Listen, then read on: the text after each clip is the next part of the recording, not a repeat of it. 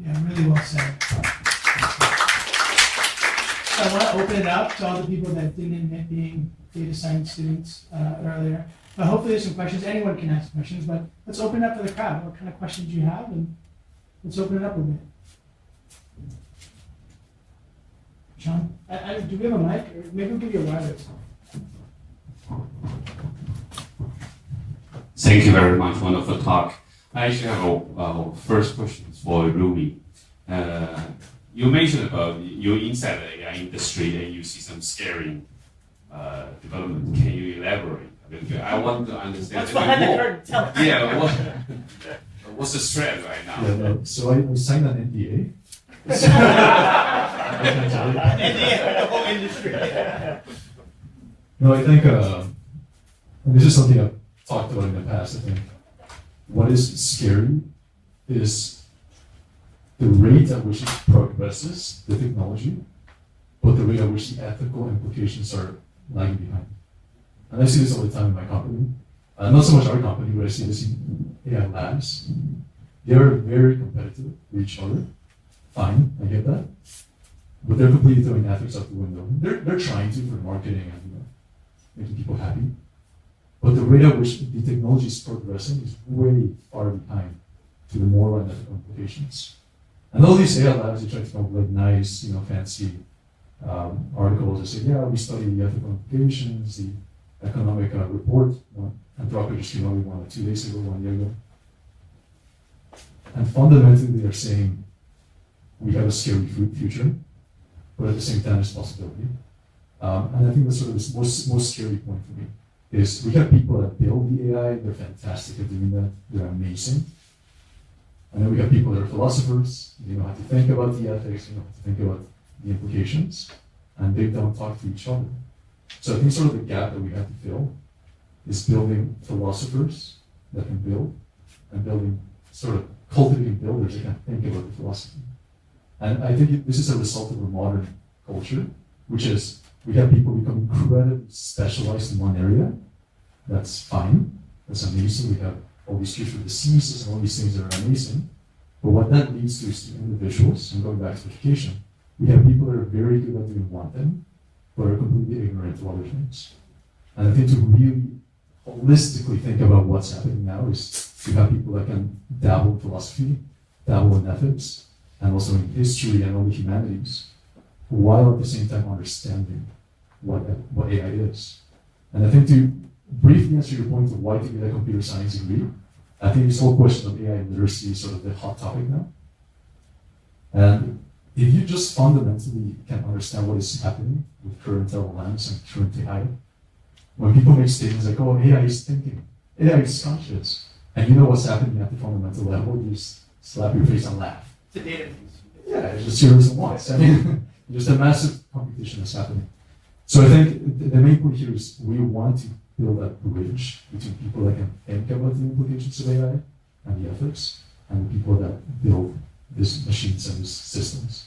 And I think that's what's scary for me is there's no real gap. Like there's no real bridge being built between this big gap that we have. Do you think that has to be education's role? I'd argue it has to be education's role because there's no incentive. There's no economic incentive to do what you're saying. And I don't want to call anyone out or company-wide, but you can see that some companies that are hyperscalers have people leaving because of ethical concerns and some not.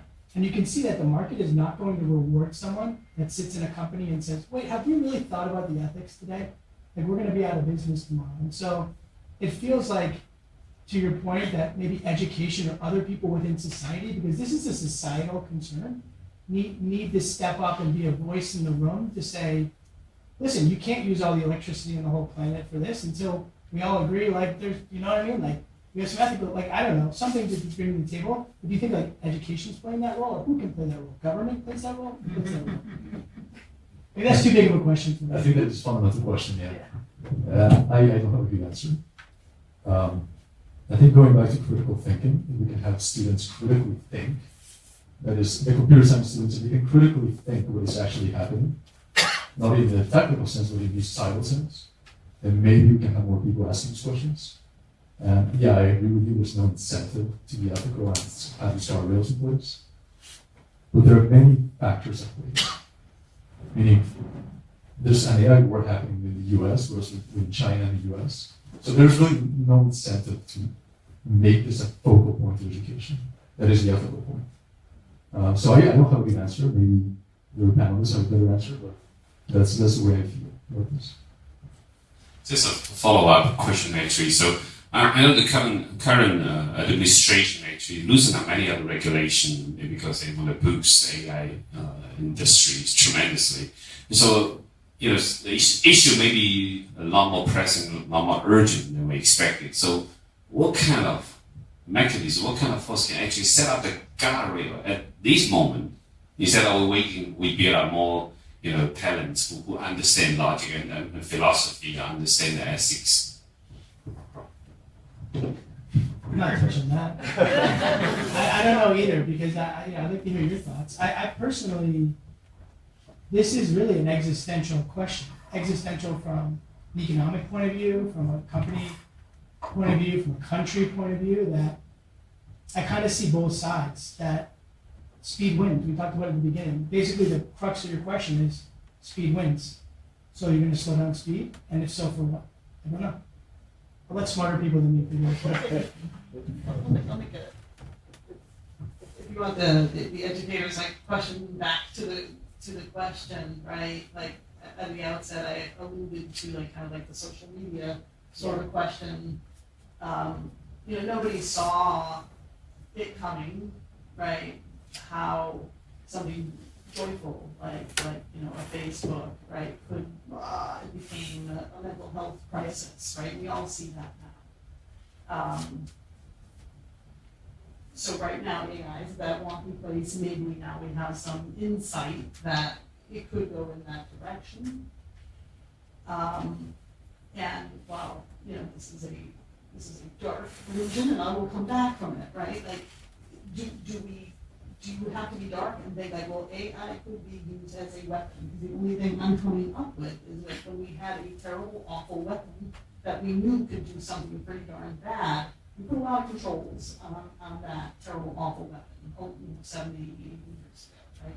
So do you need that sort of like pullback? So is the answer to the question, we really do need governments to cooperate and say, this really is, this is Turing's thing, this is AI, this is the thing that we've been talking about since that era, and we do need an industry to step up. This is not about profit making, this is not about business as usual, this is something, so we can benefit by the enormous creativity and innovation and speed and thought partnership from this tool, but we cannot let it run over humanity. And that seems to be the international goal of cooperative government and partnerships. That's that look like maybe educators can take care of it. Not when the philosophers are already saying this is a runaway train. I worry. But educators do know a role to play absolutely in that the students who are willing to come to us to help us use the tools that as they exist ethically, safely, smartly, and partner with them. Yes, of course, we have a role and to spread that news and tool set. So I can add a few points. I think at least educators have an important role here because at least education is an important field to this question because we are handling students and for example team spaces and teenagers, right? So we care about our students, we care about their wellness. So the thing is, of course, at least talk about learning. You think about, right? We all talk about AI, private tutor is so wonderful. Open actually released the ChatGPT at EDU, right? Actually, Harvard is using it. But actually, in my opinion, we are not sure that where this will go, actually, right? The thing is, this can be a wonderful tool, absolutely, in the right way. But if you just say introduce this, well, without any policy or regulation, we just like experimenting with this, where this will go. Because the learning process, as we have discussed, is not just you ask the tool, give you the answer. It's about developing your critical thinking, right foundation. It's a pretty complicated process for learning.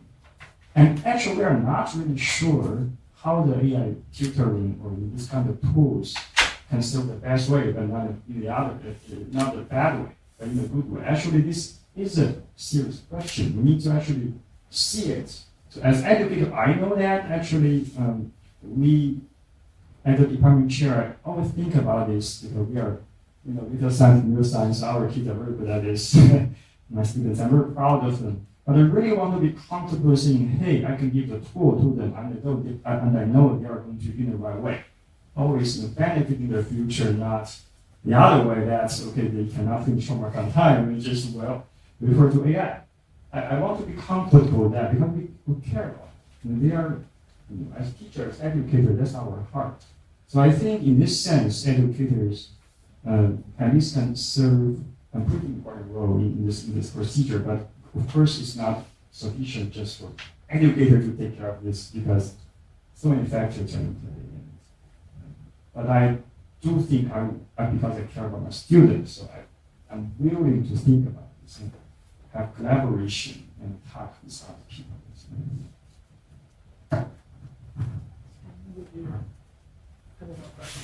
I'm thinking by analogy. Let me bring this as analogy, and maybe it's a good idea to start at least with the first prompt to solve this problem, right? Do you remember Isaac Asimov? There's 3 laws for robots, or robotics, okay. First law, a robot may not injure a human being, or through inaction allow a human being to come to harm. Second, a robot must obey orders given it by a human being, except where such orders would conflict with the first law. And third, a robot must protect its own existence, as long as such protection doesn't conflict with the first or second laws. I think it's a good start, at least. Yeah, I was just looking it up. There was an old IBM slide they used in the 70s. It's like an overhead projector, and it was like, a machine can never be held accountable, therefore a machine should never make a management decision. So I think that still holds true. But let's open it up, more questions. People have their hands up. Yeah. Okay, so I have one question.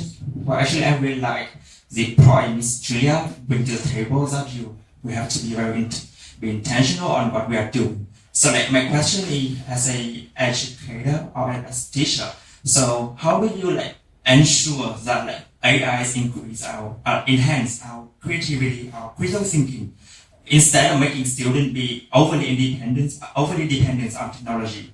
Yeah. There is no such thing like ensuring something in this world of innovation and disruption. Hello. Be ready. But it's your own safety. I think it's working. Okay. It's for your own safety, it's for your own advantage to develop your own creativity and just being curious. As the educators here, so I think we are in charge for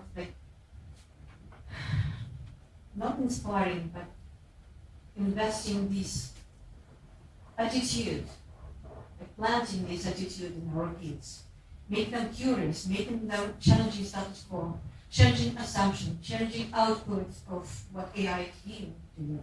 First move shall be challenging.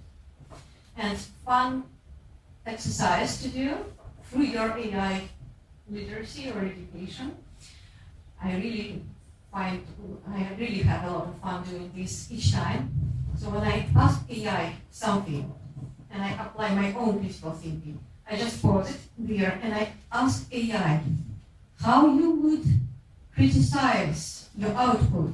What's wrong? Give me arguments against what you just delivered. So I'm using AI against AI, and I make myself as observer of this fun, and that's actually feeding my creativity even on the next level. It gives me wow, there are so many options to change it better or more or wider, or to create something actually, right?